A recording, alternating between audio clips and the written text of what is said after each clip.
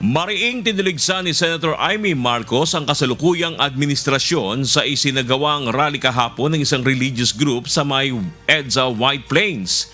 Isa ang presidential sister sa mga nakiisa at nagpahayag ng suporta sa isinagawang protesta. Sa kanyang speech, mariing kinundina ni Senator Amy ang kasalukuyang administrasyon at tinuligsa ang nakatakdang pagbiyahe ni Pangulong Ferdinand Marcos Jr. patungo sa Canada para sa kanyang official visit doon. Wala silang pakialam! Gobyernong tulog!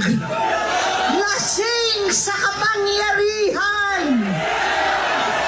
Sadyang pipiliin pa pumiyahe, makihalubilo sa Canada, sa mga dayuhan sa Amerika, habang ang Pilipino ay nagdurusa sa gasulinang hindi abot kaya, pagkain ginintuan at napakahirap na buhay.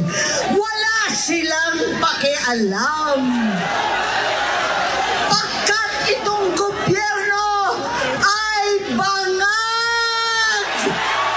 Walang malay! Wala pang pahayag ang Malacanang sa mga bagong banat ng presidential sister laban sa Pangulo. Pero nauna nang inamin ng Malacanang ang matagal nang hindi pag-uusap ng Pangulo at ng kanyang kapatid.